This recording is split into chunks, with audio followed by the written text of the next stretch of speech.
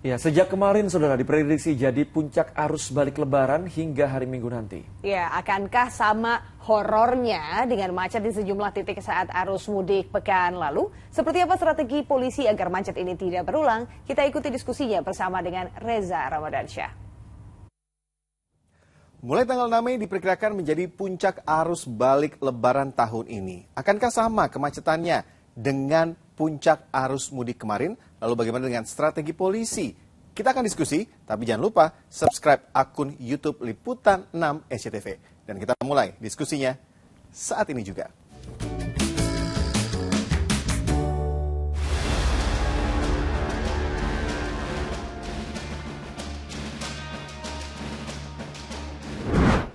Itu dia tadi visual kemacetan arus mudik Lebaran kemarin. Mulai di Tol Cikampek, kepadatan kendaraan menuju Pelabuhan Merak, Banten.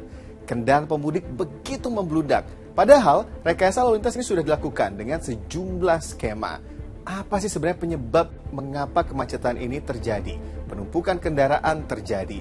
Lalu apa strategi agar tidak terjadi lagi kemacetan saat arus balik Lebaran nanti? Terkait hal ini saya diskusi dengan Dirgakum Korlantas Polri, Brigjen Pol Aan Suhanan.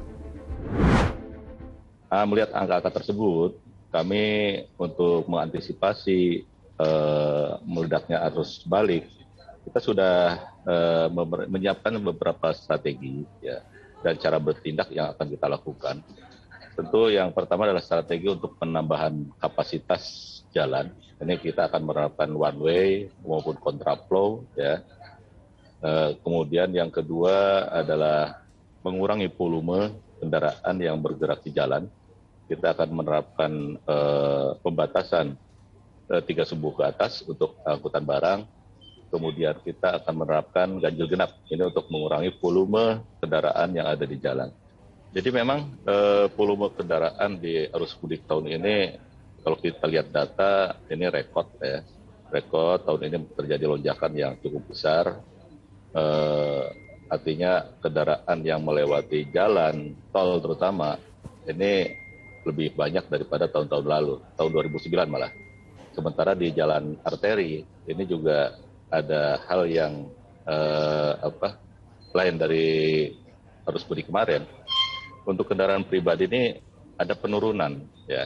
Artinya penurunan melalui jalan arteri, artinya ini melalui jalan tol semua, ada kecenderungan seperti itu. Jadi memang cukup banyak sekali dan terjadi anomali. Itu dia tadi kata Korlantas Polri, ada jumlah pemudik yang meningkat, kemudian anomali pergerakan pemudik, serta peralihan pemudik yang menggunakan jalur arteri saat ini menggunakan jalan tol untuk mudik.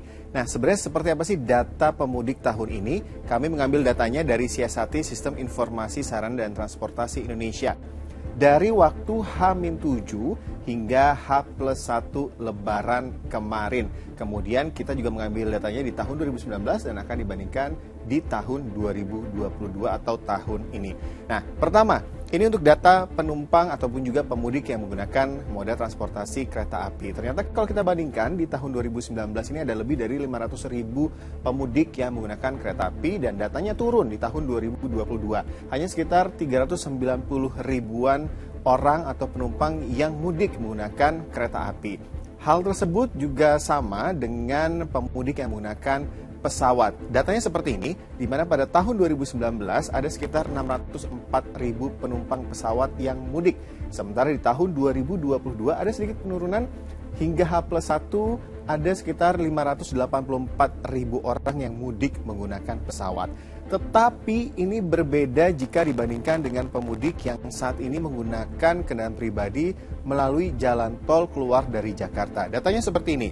Ternyata kalau kita bandingkan dengan pemudik yang menggunakan kereta api, menggunakan pesawat, untuk tahun ini ada peningkatan bagi para pemudik yang menggunakan kendaraan pribadi dan juga menggunakan jalan tol keluar dari Jakarta jika dibandingkan tidak hanya dengan transportasi lain seperti pesawat dan kereta api, tapi juga jika dibandingkan dengan pemudik yang menggunakan kendaraan pribadi di tahun 2019.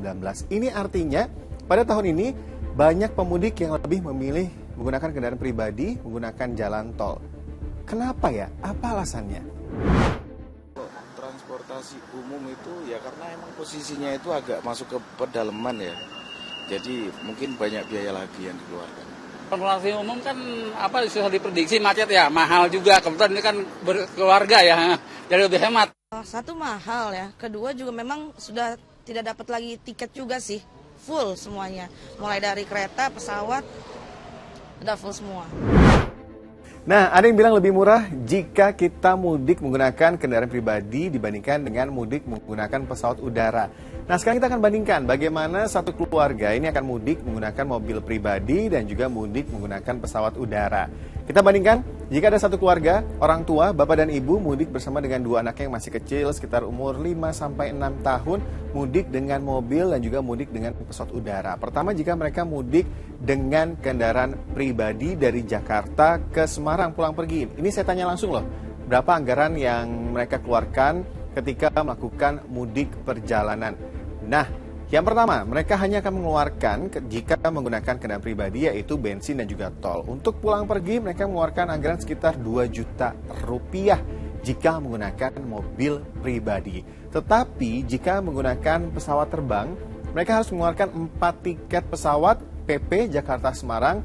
Kalau dilihat dari harga jual tiket pesawat saat lebaran, itu sekitar untuk PP sekitar 2 juta rupiah Jakarta-Semarang. Dikali 4 ini artinya ada 8 juta rupiah anggaran yang harus dikeluarkan satu keluarga ini untuk mudik ke Semarang.